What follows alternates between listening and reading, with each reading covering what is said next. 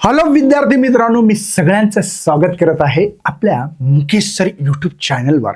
या चॅनलवर अत्यंत सोप्या सरळ भाषेत आपली भाषा मराठी भाषेमध्ये शिकवल्या चाललाय. त्यामुळे बाबा सगळ्यांनी जेवढं होईल तेवढं शेअर करायचं आणि मराठी भाषेतून मी शिकवलेलं फिजिक्स कसं वाटतं याच्या खाली कमेंट करायची. कारण तुमची कमेंट मराठी बोलण्यापासून मला आणखीन ताकद देईल आणि आणखीन जास्त मराठीत मला काय काय व्हिडिओ बनवता येईल याची शक्ती ही फक्त आणि फक्त तुमच्या कॉमेंटमुळे भेटणार आहे. तर चला बघूया किती कॉमेंट करतात. चला आज आपल्याला बघायचं फेसर डायग्राम. मित्रांनो, आता फेसर डायग्राम कशासाठी आहे? ज्यावेळेस मी या ठिकाणी 3 डायग्राम ड्रॉ करणार आहे. पहिली आहे की तुमच्याकडे एक रेजिस्टन्स आहे. या रेजिस्टन्सच्या अक्रॉसला मी EMF अप्लाय केलं तर या रेजिस्टन्समधून जो काही करंट फ्लो होणार, AC करंट पटा, म्हणून करंटचं डायरेक्शन देता येऊन नाही राहिलं मला. DCला डायरेक्ट करंट जे असते ना, तर डायरेक्शन असते हायर टू लोअर पोटेन्शियल, बरोबर. ACचं सिम्बॉल आहे. तर याच्यातून करंट फ्लो होणार आहे. समजा मी एक फोटो काढला, मानतो मी की याचं करंटचं डायरेक्शन इकडे आहे. एक मानला, ॲक्च्युली असं देता येत नाही, बरोबर. आता पुन्हा म्हणसाल सर ACचं पण करंटचं डायरेक्शन. तर मी EMF अप्लाय केल्यावर जे करंट प्रोड्यूस झाला यांच्यामध्ये मला फेस डिफरन्स दाखवायचा आणि तिच्यासाठी मला एक फेसर डायग्राम लागणार आहे. फेसर डायग्राम लागणार आहे. मग ही डायग्राम काढत असताना लक्षात घ्या, माझ्याकडे एक एक्स ॲक्सिस वाय ॲक्सिस असतं, माहिती आहे सगळ्यांना, एक्स आणि वाय ॲक्सिस. तर तुम्हाला हा व्हेक्टर फॉर्ममध्ये दाखवू. व्हेक्टर, या व्हेक्टर फॉर्मची जेवढी लेंथ आहे तेवढा तुमचा EMF असणार आहे किंवा तेवढा तुमचा current, peak value of current असणार आहे, पीक व्हॅल्यू ऑफ EMF असणार आहे. पहिलं लेक्चर नक्की बघा. पीक व्हॅल्यू म्हणजे मॅक्झिमम जे काही करंट असेल किंवा EMF असेल ते असतो. तर हे व्हेक्टर जे आहे ना, ह्या व्हेक्टर तुमचा करंट किती आहे किंवा इंड्यूस करंट, सॉरी, जे पीक करंट किंवा पीक EMF हे दाखवण्यासाठी काम करेल. नंबर 1, याला फिरवताना अँटी क्लॉकवाईज फिरवायचं, असा नेम दिलेला, अँटी क्लॉकवाईज फिरवायचं. आणि EMF आणि करंट मध्ये कितीचा फेज डिफरन्स आहे हे सुद्धा मी तुम्हाला समोर दाखवणार आहे. लक्षात आलं? आता हा इथून इथं वेक्टर आहे, म्हणजे ω t अँगल असेल, हा इथून फिरला तर जी काही, समजा ही साईड आहे, तुम्हाला माहित असेल की या ठिकाणी आपल्याला 2, बघा, याचं स्प्लिटअप जर केलं आपण तर ही याला स्प्लिटअप केला along the x axis, along the Y axis. जेव्हा जर करंट पीक व्हॅल्यू जर घेतला असेल तर या ॲक्सिसवर आपल्याला कॉस थिटा लिहिता येईल. बघा, कॉस थिटा म्हणजे ω t आणि याच्यावर लिहिता येईल आपल्याला I0 sin ω t. सर कशामुळे लिहिलं सांगा बरं? हे का लिहिलं आणि हे का लिहिलं? बघा, ज्या अँगल सोबत थिटा असतो त्याला कॉस थिटा म्हणतात. ही समोरील बाजू, बघा, पॅरलल जर वेक्टर शिफ्ट केलं समोरील बाजूला साइन म्हणतात.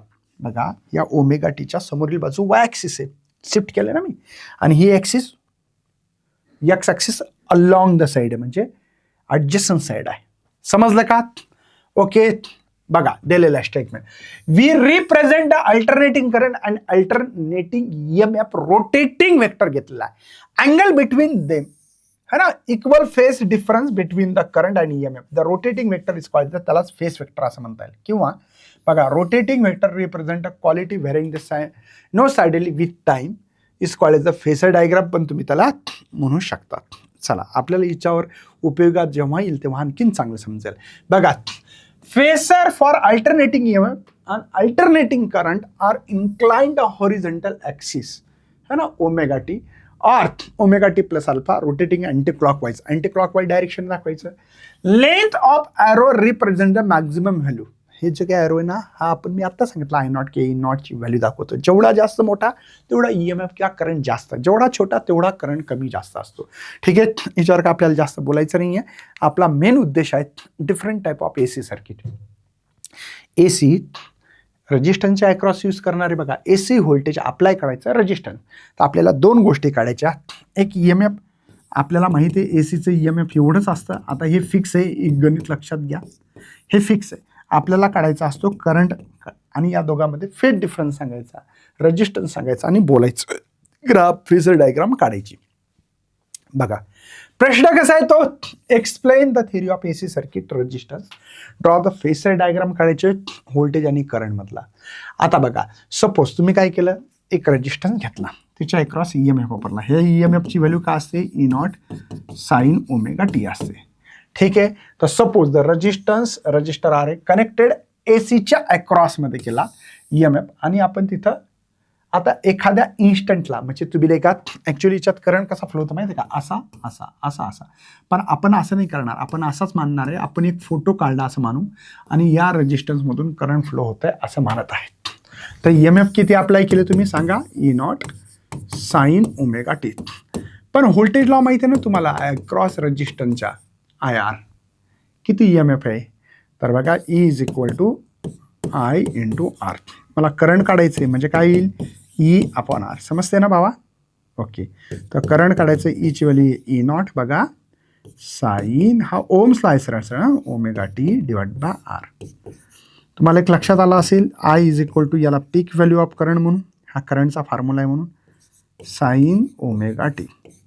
तुमच्या एक लक्षात येत असेल EMF जेवढा आहे साइन आहे तसाच करंट आहे, म्हणजे यामध्ये कोणताही फरक दिसत नाही. ओमेगा टीमध्ये काही ॲड नाही झालं. जसं की इथं आपण लिहिलं असेल करंटच्या वेळेस sign omega T plus alpha. हा अल्फा टर्म आलाच नाही भाऊ करंटमध्ये, हा अल्फा आला नाही. अल्फा नाही म्हणजे फेस डिफरन्स नाही, याला इन फेस असं म्हणतात. याला काय म्हणतात, इन फेस. कोणताही फेस डिफरन्स नाही, no phase difference between the EMF आणि करंटमध्ये कोणत्याही प्रकारचा फरक नाहीये, हे तुम्हाला सांगायचं आहे. आणि तुम्ही I0 जी व्हॅल्यू लिहिलेली आहे ती लिहिलेली आहे E0 अपॉन R. ठीक आहे, म्हणजे जेव्हा रेजिस्टन्स मधून AC करंट फ्लो होतो तेव्हा हा रेजिस्टन्स AC आणि DCला सारखाच अपोज करतो, हे तसा अर्थ आहे. म्हणजे DC करंटमध्ये जसं करंटला अपोज करतो, रेजिस्टन्स म्हणजे काय, अपोजिशन फ्लो ऑफ करंट किंवा opposition flow of charge. Current flow होण्याला जो अपोज होतो, जो विरोध होतो, त्याला आपण रेजिस्टन्स म्हणतो. मग रेजिस्टन्स DCला जसा करतो अपोज तसाच ACला करतो, कोणत्याही प्रकारचा फरक नाहीये. हे तुम्हाला पुस्तकात लिहिलेलं आहे, नीट वाचा, नीटकं वाचा. आता मी काही थोडक्यात एक कॉन्सेप्ट सांगतो, इथं पेज खाली आहे म्हणून बघा. साइन जेव्हा थिटा पॉझिटिव्ह असतो तेव्हा त्याचा ग्राफ हे लक्षात ठेवा, पॉझिटिव्हकडून म्हणजे इकडनं काढता. हे साइन वेव्हफॉर्म आहे पॉझिटिव्हसाठी, हां, कारण की पॉझिटिव्हपासून सुरुवात. बघा ही पॉझिटिव्ह असते, -1 इकडे -1 देऊ शकतो, कळतात. जर निगेटिव्ह साइन थिटा असा असेल तर हा ग्राफ शून्यापासून, कारण की साइन 0 होतो म्हणून हा शून्यापासूनच चालू करायचा असेल. फक्त याला खालून घ्यायचं बघा, मायनस असल्यामुळे बघा 0 -1 इथं +1. हे खालून का सुरुवात केली सर, मायनस आहे, प्लस काय केली वरून आहे. ठीक आहे, नेक्स्ट आहे असं बघा. बरं, आता आपल्याला कॉस थिटा बघायचं आहे. काय बघायचं, positive cos theta. Cos theta म्हणजे अशी हे ग्राफ आहे, हा 0 आहे, हा +1 आहे, हा -1 आहे, समजला. आणि निगेटिव्ह कॉस थिटा जो असतो तो मायनस कडनं असतो. ठीक आहे, बघा हा +1 आहे, 0 आहे, हा -1 आहे, मायनस कॉस थिटा खालून. कळालं का, असं का बरं 0, हा अँगल 0 आहे पण 1 व्हॅल्यू काय, कॉस 0 1 असते.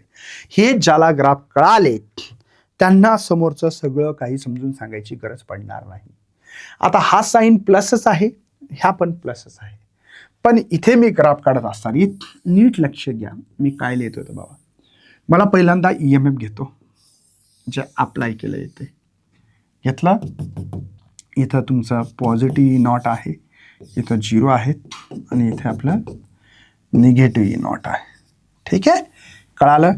आता तुमच्याकडे फॉर्म्युला काय बरं सांगा बरं, I is equal to E upon R divided R आलं म्हणजे करंटची व्हॅल्यू कमी. बघा इन्व्हर्स आहे ना, रेजिस्टन्स आहे ना, म्हणजे करंट थोडासा कमी असतो असं दाखवायचं. आणि म्हणून या ठिकाणी ह्या ग्राफ जो आहे हा ग्राफ आहे E is equal to E0 sine omega T. हा ग्राफ काढला भावा आपण. ठीक आहे, आताच जो ग्राफ काढणार आहे, ठीक आहे, थोडासा लक्ष द्या आता. हा I0 आहे प्लस, हा पण -I0 आहे. ठीक आहे, तर हे असा ग्राफ जाणार, असा जाणार आणि असा. समजलं, काय डाऊट आहे, समजतं बाबा. बघा हा 2π आहे, हा π आहे, हा π/2 आहे, सगळ्यांना माहीत असेल. हा 3π/2 आहे. पण व्हाईट कलरचा जो ग्राफ आहे हा ग्राफ आपला करंटसाठी I = I0 sin ω t. कोणताही फेस डिफरन्स नाहीये. बघा ही करंटचा जो ग्राफ आहे तो π/2 ला दोघं पीक आहे, EMF आणि करंट पण पीक व्हॅल्यू आहे. करंटचा ग्राफ याच्यासाठी छोटा काढायचा EMF पेक्षा, कारण ही EMF मी स्वतः अप्लाय केलं आणि त्यावेळेस हा रेजिस्टन्स याला अपोज करतोय, म्हणून करंटचा थोडा ग्राफ नेहमी छोटा असला पाहिजे. का बरं? करंटचा फॉर्म्युला आहे E/R आणि EMFचा फॉर्म्युला आहे I/R. म्हणजे प्रॉडक्टमध्ये म्हणजे EMF जास्त असणार आणि करंट कमी असणार, छोटा, म्हणून याचा ग्राफ छोटा काढायचा. एवढं तुमच्या डोक्यात यायला पाहिजे. ठीक आहे, हे बघा हाच ग्राफ आहे. हे मी जे काही बोलतोय हे इथं लिहिलेलं आहे. ठीक आहे, आता आपल्याला फेसर डायग्राम शिकायची आहे.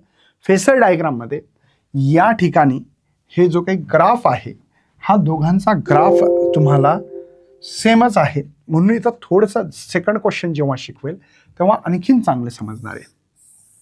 ठीक आहे, एक्स ॲक्सिस हे वाय ॲक्सिस आहे. आता इथं काय करायचं, तुमचं EMF जास्त असणार. बघा EMF हा जास्त आहे.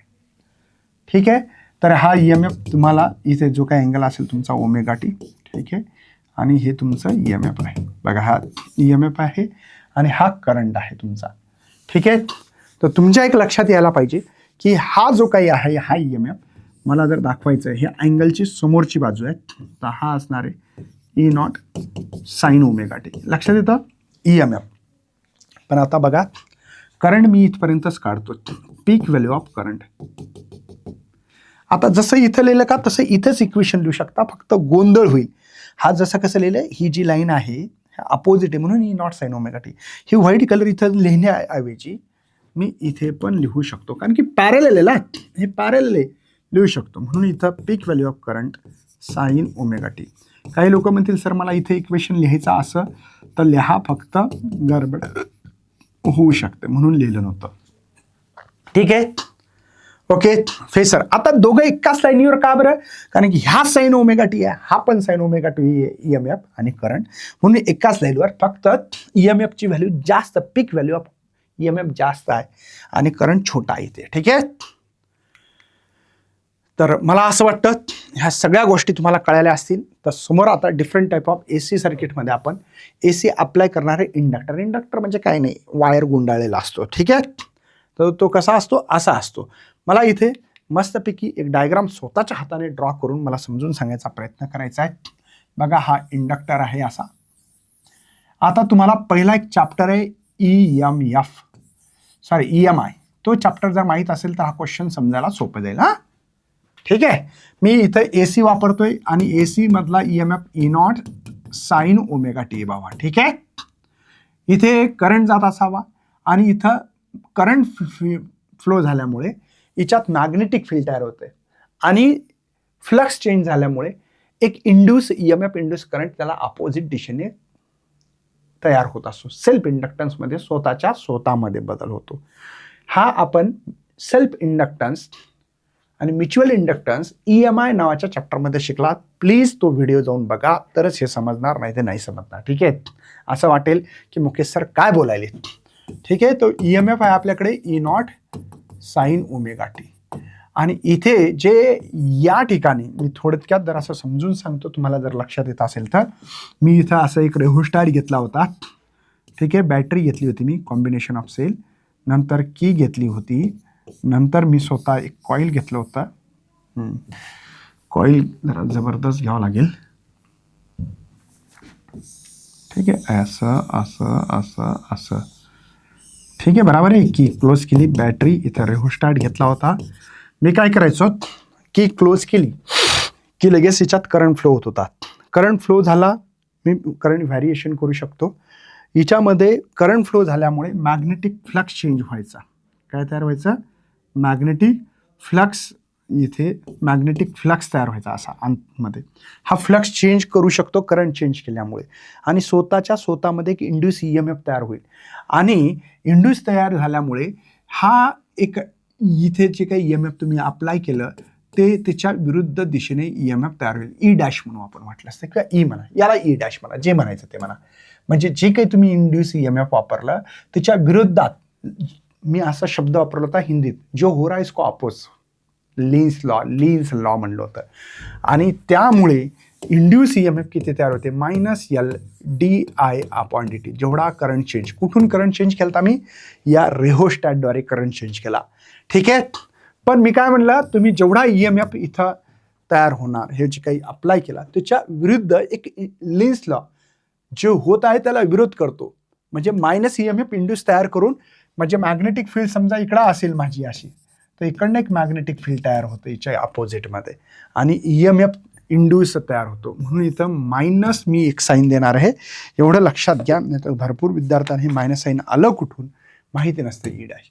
पण मला माहिती आहे हे E डॅश आहे, हे पुटअप करतो. E हा मायनस आहे, हा ऑलरेडी मायनस आहे बेटा, di/dt. मायनस मायनस काय होईल, प्लस होईल, आणि इथं L di/dt असल्या प्रकारचं साईन लिहिल मी. ठीक आहे. मला असं वाटतं, अपेक्षा आहे की हे कळालं असेल. E = L di/dt. di/dt. बरं, मला करायचं काय, EMF माहिती आहे, हो सर. मला दोन गोष्टीचा अभ्यास महत्वाचा आहे, EMF अँड करंट. आता इथं करंट काढायचं, मग हे DI काढावं लागेल मला करंट काढायचं, तर ओके सर. मग इथं येईल E हा क्रॉस मल्टिप्लिकेशन dt / L. आपण एक काम करू सर, आता इंटिग्रेशन करू DI. E ची व्हॅल्यू मला माहिती आहे सर, ते टाका आता. E0 बघा, E ची व्हॅल्यू वरी दिसते, sin ωt × dt / L. इथं काय कॉमन काढू शकता सगळ्यांना, याचं इंटिग्रेशन I वेटर, याचं E0/L integration of sin ωt × dt. मला वाटतं की हे इंटिग्रेशन्स येत असावं अशी अपेक्षा मला. ठीक आहे. चला सर, मग करंट जो आहे तो भेटला तुम्हाला E0/L, आणि याचं integration -cos ωt with respect to time आहे, त्याला मल्टिप्लाय घेतात. माहिती आहे तुम्हाला सगळ्यांना, साईनचा डेरिव्हेटिव्ह -cos येत असतो, विथ रिस्पेक्ट टू टाइम सोबत जो टर्म आहे इंटिग्रेशनमध्ये डिवाइड येत असतं. म्हणून याला I मायनस इकडे बाहेर घेतो E0, याला ωL घेतो. नीट लक्षात घ्या, cos ωt. तुमच्या पुस्तकात हे दिलेलं नाही, ही फॉर्म्युला मी लिहितोय -I0, हे मला कामात पडणार आहे. cos ωt, I0 कोणाच्या जागी लिहिलं दिसत असेल, E0/ωL च्या जागी. ठीक आहे. याचं मला खूप मोठं काम आहे, नंतर म्हणू नका सर मला सांगितलं नाही म्हणून. ठीक आहे. ओके सर, हे इक्वेशन वरून ग्राफ काढायचा असतो. ग्राफ, जो ग्राफ काढणार आहे याच्यातून काढणार आहे, ह्या दोन. पण मला नाही का कितीने कोणती गोष्ट लीड करते हे दाखवायचे. अच्छा, काय करावं भाऊ, काय करावं असा प्रश्न असेल. हे इक्वेशन नीट लक्षात घ्या. याचा एक फॉर्म्युला आहे I बघा, -E0/ωL. याचा फॉर्म्युला आहे sin π/2 -ωt. कोणाचा फॉर्म्युला आहे बरं, cos ωtचा फॉर्म्युला आहे. cos ωtचा फॉर्म्युला sin π/2 -ωt आहे. आणि इथे I = याला आता मी नीट लिहित बघा, याला I0 लिहिला आपण ठरवलेलं आहे, मायनसच्या जागी मी इथं प्लस करतोय. का करतो कळल, साईन बघा याला कसं लिहितो आता, ωt -π/2. हे चेंज केल्यामुळे, इन्व्हर्स केल्यामुळे मायनस मायनस प्लस झालं. अच्छा, तुम्हाला करंट हा कशासाठी काढला, तर सर याच्यासाठी काढला की ही आणि ही इक्वेशन्स जर चेक केली तर सारख्याच आहेत, फक्त इथं ωt मधून π/2 मायनस केलं. मायनस म्हणजे लॅग होणे, कमी होणे, मायनस. हा लीड करा म्हणायला शकता किंवा हा लॅग करा, एकच अर्थ आहे. म्हणजे असं लिहू शकता, EMF लीड करतोय π/2 ने असं म्हणा, किंवा करंट लॅग करतोय π/2 ने, एकच अर्थ आहे. लॅग म्हणजे पाठीमागे, लीड म्हणजे समोर. कोण समोर आहे, EMF समोर आहे. कोणापेक्षा, करंटपेक्षा. समजतं मला वाटतं. पण हे ग्राफ काढण्यासाठी हे दोन इक्वेशन आहे. ही डायग्राम आपली नाही आहे, लक्षात घ्या. ही डायग्राम तुम्हाला समजून सांगण्यासाठी होती, तुम्हाला माहीत असलं पाहिजे म्हणून. कदाचित काही लोक विसरले असाल तर विसर पडू नये का भाऊ. आता आपलं काय ठरलं बरं, सर पहिल्यांदा EMFचा ग्राफ काढायचा असं ठरलेलं आहे. काढा बरं, बघा 0, हा E0, हा -E0. साईनचा ग्राफ सगळ्यांना माहिती झाला बघा. ही टच करणारी वरी लाईन, ही खालची टच करणारी लाईन आहे. मस्तपैकी रपचिक अशी डायग्राम काढून घ्यायची, विषय संपला. हा ωt आहे. EMF कळालं ना तुम्हाला. बघा हे साईन ग्राफ आहे. इथे कॉस बघा, करंट, खरा करंटचं इक्वेशन आहे. हे कशासाठी बनवलं सर, फेजचा डिफरन्स काढण्यासाठी बनवला. खरं इक्वेशन हेच आहे, -I0 cos ωt. याचाच हा फॉर्मॅट आहे. हा फॉर्मॅट साईनच्या याच्यासाठी लिहिला की कितीचा फेज डिफरन्स आहे दाखवण्यासाठी. आता मी तुम्हाला पुन्हा आठवण करून देतो. बघा साईन थिटाचा पॉझिटिव्ह ग्राफ जो आहे तो असा आहे राईट आहे. मायनस साईन थिटाचा जो ग्राफ आहे तो मायनस म्हणल्यानंतर खालून आहे असं शिकवलं मी. कॉस थिटाचा जो ग्राफ आहे तो पॉझिटिव्ह असा आहे पॉझिटिव्ह, आणि निगेटिव्ह कॉस थिटाचा ग्राफ आहे तो खालून आहे. मला सांगा हा मायनस आहे, मायनस म्हणजे खालून आहे, खालून आहे ना, तर मी व्हाईट मार्करनं काढतोय. ही पॉझिटिव्ह आय नॉटची व्हॅल्यू आहे, ही मायनस निगेटिव्ह आय नॉटची व्हॅल्यू आहे, आणि ही त्याची लाईन आहे. याला टच करायचं, या ग्राफला टच करत राहायचं. चला बघा लक्षात घ्या, इथं पीक व्हॅल्यू भेटायला पाहिजे इथे. बघा ठीक आहे, इथं बरोबर मॅच व्हायला पाहिजे तरच फायदा आहे बरं. लक्षात येतं का? बघा इथं तुम्हाला बरोबर मॅक्झिमम पायला भेटला. हा तुमची जी व्हॅल्यू आहे ही π/2 आहे, ही जी व्हॅल्यू आहे हे 3π/2 आहे, आणि इथे 2π. लक्षात घ्या 90चा फेज डिफरन्स दिसला पाहिजे. म्हणजे हा बघा 90ला बरोबर हा 90 हा 90 फेज डिफरन्स बघा, हा 0 होईल तर EMF मॅक्झिमम होईल. बघा करंट जिथं 0 झाला त्या π/2ला मॅक्झिमम EMF झाला, जिथं EMF 0 झाला तिथं करंट पीक झाला. लक्षात राहू द्या, ही महत्त्वाची गोष्ट आहे. जिथं करंट तुमचा हा 0 झाला तिथं पीक व्हॅल्यू ऑफ EMFची निगेटिव्ह असेल, हे लक्षात ठेवायचं आहे ग्राफमध्ये. ठीक आहे. आता फेसर डायग्राम काढून घेऊ आपण, आणि आणखीन काहीतरी शिकायचं आहे. यामध्ये आपल्याला शिकायचं आहे काय ते महत्त्वाचं आहे. फेसर डायग्राम काढू. 90चा डिफरन्स असला पाहिजे, अँटी क्लॉकवाईज जायचे नियम माहिती पाहिजे आपल्याला. आपल्याकडे सर्वात आधी ठीक आहे, आपल्याकडे हे EMF आहे. काय डाऊट आहे भाऊ? हे EMF आहे, सगळ्यांना माहिती आहे. हा ω t अँगल आहे. आता करंट काय करायला, लॅग करायला पाठीमागे. आता आपला नियम काय बरं, अँटी क्लॉकवाईज चालायचं पॉझिटिव्ह असेल तर. आता हे मायनस म्हणजे उलट्या दिशेने चालावं लागेल, मायनस आहे ना π/2. म्हणून या ठिकाणी आपल्याकडे करंटला 90ने असं थोडा छोटा ग्राफ काढा आणि हा अँगल 90 वाटू द्या. फील होणं महत्त्वाचं असतं. तर हे आहे E0 साईन ω/tचं इक्वेशन, आणि हा करंटचं इक्वेशन लिहायचं असेल तर -I0 कॉस ω/t लिहू शकता. हे करंट आहे, पीक व्हॅल्यू ऑफ करंट. सर हे इकडं का बरं घेतलं पाठीमागे, आणि छोटा ग्राफ म्हणलं ना, EMF मोठा ग्राफ असतो. ह्या फेसर डायग्राम जे आहे, जे वेक्टरची लेंथ हे EMF जास्त आहे आणि करंट छोटा. बघा करंटचा ग्राफ म्हणून छोटा घ्यायचा, EMFचा मोठा घ्यायचा. कळालं का? आणि हे असं लिहा, किंवा काही लोक असे लिहितील I0, असं लिहितील साईन ω/t -π/2. एकच अर्थ आहे, दोन्ही इक्वेशन एकच आहे. हे फेसर डायग्राम.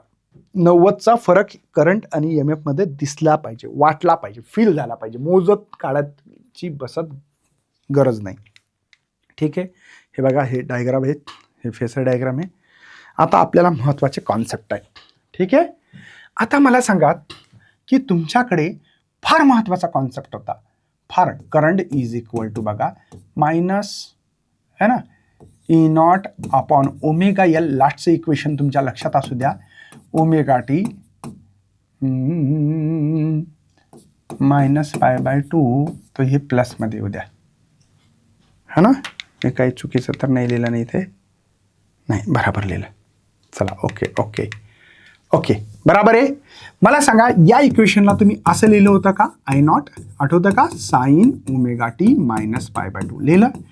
I0च्या जागी काय लिहिलं सर तुम्ही? मी तुम्हाला म्हटलं होतं महत्वाचं आहे ω/L, E0/ω. मला सांगा तुम्ही कधी असा फॉर्म्युला E/R लिहिला का? लिहिला. याच फॉर्म्युल्याला असं न लिहिता E0/XL लिहायचं.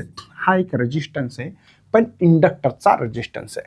हा नाही रेजिस्टन्स, हा इंडक्टरचा आहे. हा हा हा जो दिसतो का, याचा एक्सेलने दाखवतात. याला इंडक्टिव्ह रिॲक्टन्स म्हणतात. काय म्हणतात मित्रांनो? एक्सेलला काय म्हणायचं? Inductive reactance. Inductive reactance. आणि हा इंडक्टिव्ह रिॲक्टन्स एक्सेल आहे, आणि एक्सेलच्या जागी माझ्याकडे ω/L आहे. ओमेगा असतो 2πfL. बघा ओमेगा म्हणजे 2πf. देख बघा एक्सेलच्या जागी ω/L, ओमेगा म्हणजे 2πL. जर तुमच्याकडे फ्रिक्वेन्सी 0, एक्सेल कोणावर डिपेंड आहे? मग फ्रिक्वेन्सी आणि सेल्फ इंडक्टन्स आहे जो यल दिसतो यांच्यावर डिपेंड आहे. 2π तर कॉन्स्टंट आहे. फ्रिक्वेन्सी 0 तर एक्सेल बी 0. 0 टू बघा भाऊ 0 येतं का? म्हणजे रेजिस्टन्स जो आहे तो 0 आहे. याचा अर्थ काय? करंट खूप जास्त फ्लो व्हायला. तुम्ही ऐकलं असेल ना ओम्स लॉ. आता बघा I = E/R लिहिलं का नाही? इन्व्हर्स प्रोपोर्शनल आहे ना. हा 0 म्हणजे खूप कमी तर करंट जास्त. आता एक्सेल 0 आहे म्हणजे रेजिस्टन्स 0 आहे. याचा अर्थ तुमच्याकडे फ्रिक्वेन्सी 0 कोणाची असते? डीसी. बघा डीसीला फ्रिक्वेन्सीच नाही बरं भाऊ. हे डीसी बघ पॉझिटिव्ह याला फ्रिक्वेन्सी आहे. हा डीसी आणि एसीला फ्रिक्वेन्सी असते अशी अशी अशी. हे एसी सायकल आहे याला फ्रिक्वेन्सी. डीसीला फ्रिक्वेन्सी काय? फ्रिक्वेन्सी म्हणजे एक है ना, एका सेकंदात किती सायकल कंप्लीट करतोय. तर फ्रिक्वेन्सी भारतामध्ये 50 आहे है ना. तर डीसीला फ्रिक्वेन्सी काय? फ्रिक्वेन्सी किती? 0. फ्रिक्वेन्सी 0 तर एक्सेल 0. एक्सेल 0 म्हणजे डीसी करंट पास होत असतो. रजिस्टिव्ह सर्किट म्हणजे हे जे काही तुम्ही याच्यातून फ्रिक्वेन्सी 0 तर एक्सेल 0 तर डीसीला अलाव करते. डीसीला पास करते, पासेस करते किंवा अलाव करते असं म्हणू शकता. अलाव करते. आणि एसीला सर एसीला काय होतं? चला बघू आपण. दुसरी कंडिशन, जर फ्रिक्वेन्सी तुमची हाय असेल, हाय म्हणजे कळालं नाही एसी, हे डीसी साठी होतं.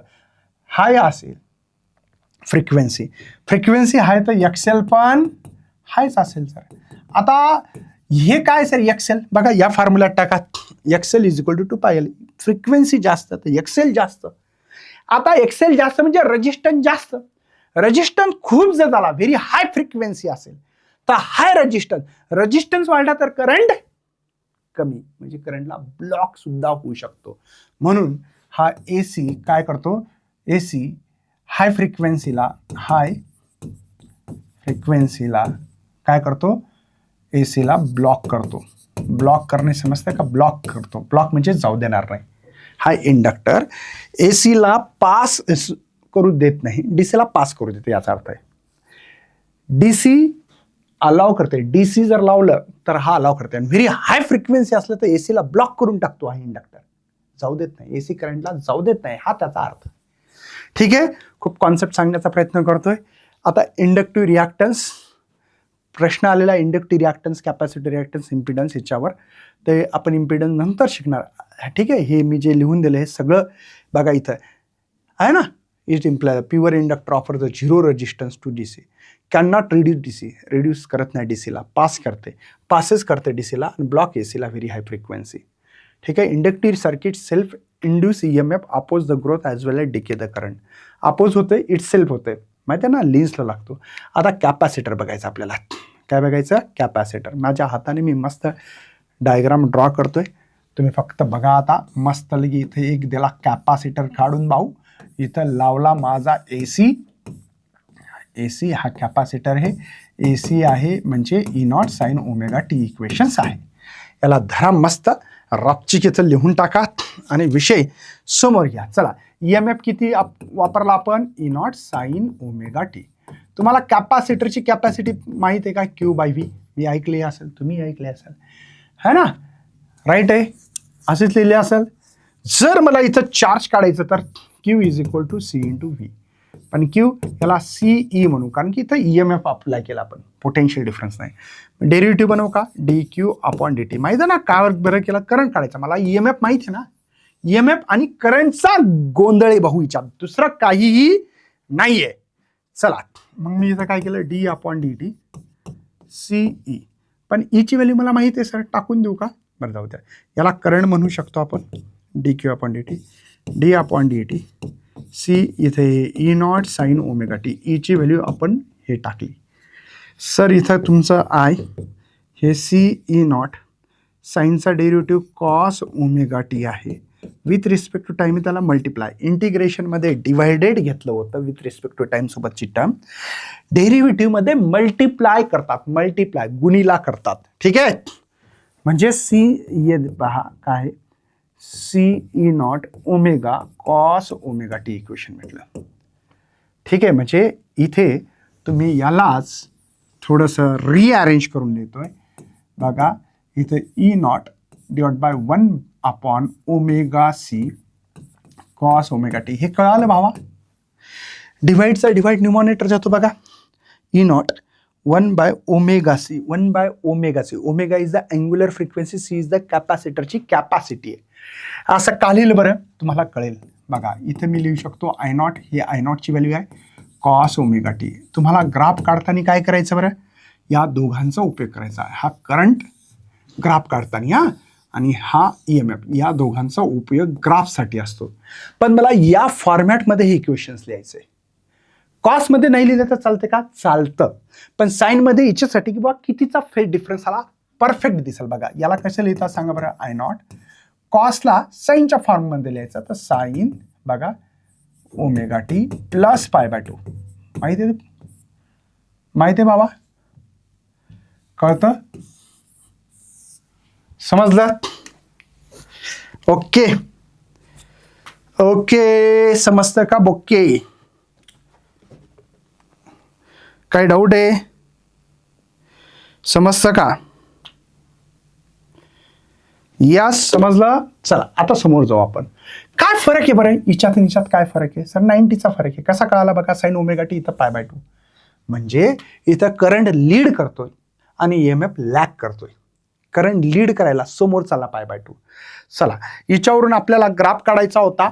खऱ्या इक्वेशनवरून ग्राफ काढत असताना पहिल्यांदा सर्वात आधी आपल्याला सगळ्यांना माहिती आहे की ई नॉट आहे हे 0 आहे, मायनस ई नॉट आहे. ठीक आहे. चला तर आपण काढू आता. पहिला EMFचा काढतो. EMFचा साईन आहे सगळ्यांना माहिती आहे आता. ठीक आहे बघा, हे ओमेगा टी आहे इक्वेशन्स. समजलं? ओके. आता इथं आयचा काढायचा आहे. ठीक आहे. तर आय जेव्हा काढतात, ठीक आहे, आय जेव्हा काढतात तेव्हा नीट लक्षात घ्या. हे आय नॉट प्लस हा मायनस आहे आय नॉट. ठीक आहे. चला कॉस म्हणजे कसं आहे? पॉझिटिव्ह माहिती ना तुम्हाला. पॉझिटिव्ह कॉस म्हणजे एक लक्षात घ्या. इथे हे कशासाठी काढायला समजेल तुम्हाला हळू. बघा ह्या बरोबर ग्राफ इथं यांचं मॅक्झिमम व्हॅल्यू भेटायला पाहिजे.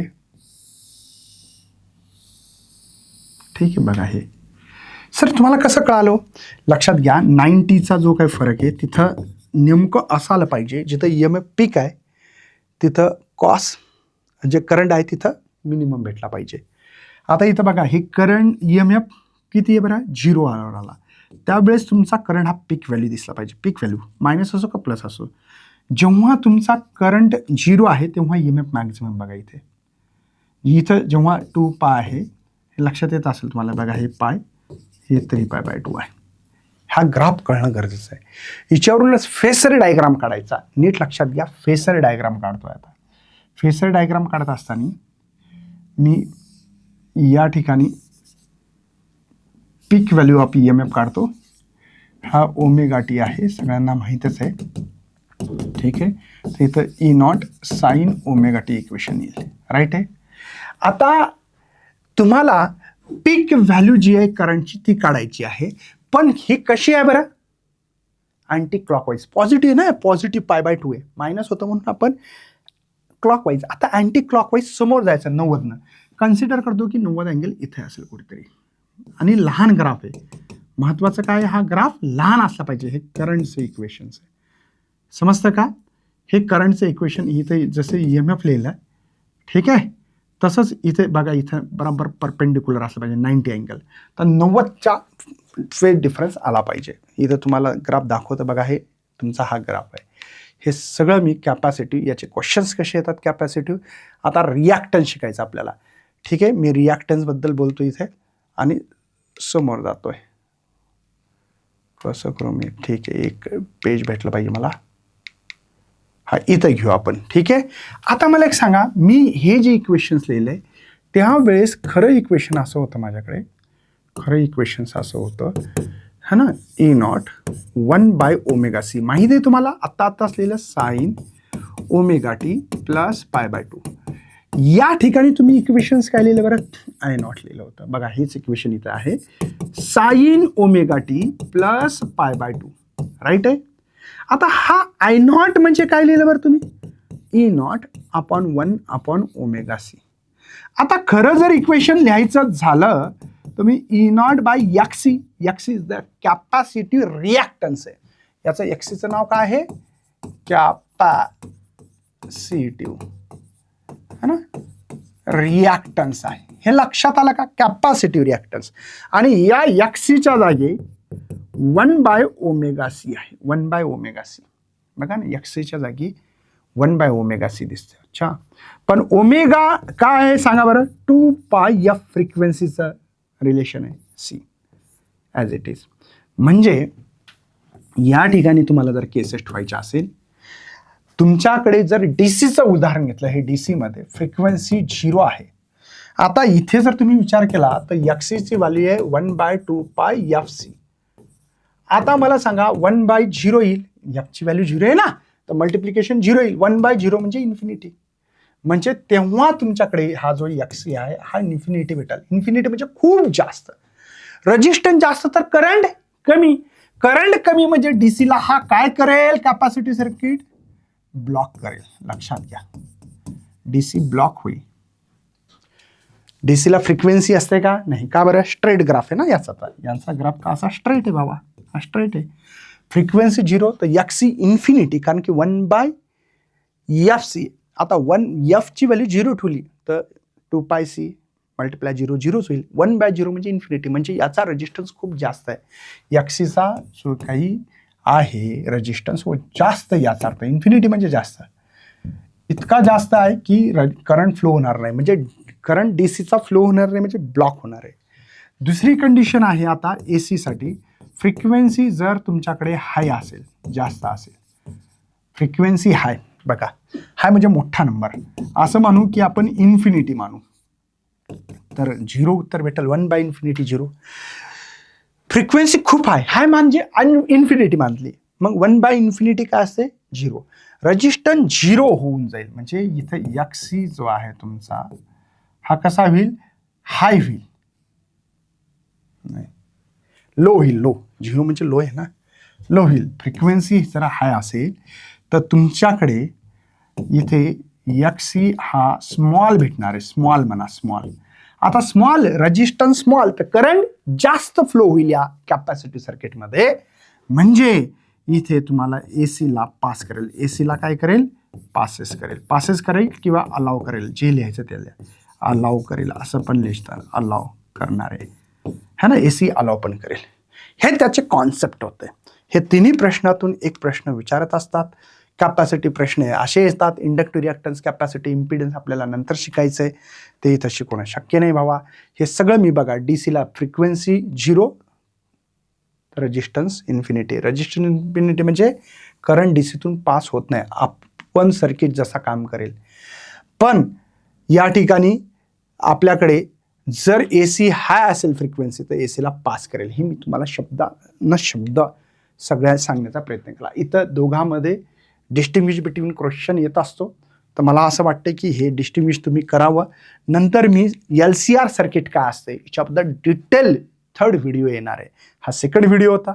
जर आवडला तर नक्की लाईक करा, शेअर करा, न्यू चॅनलला फॉलो करायला विसरू नका. भेटूया अशा सेशनमध्ये. बाय बाय, जय हिंद, जय भारत.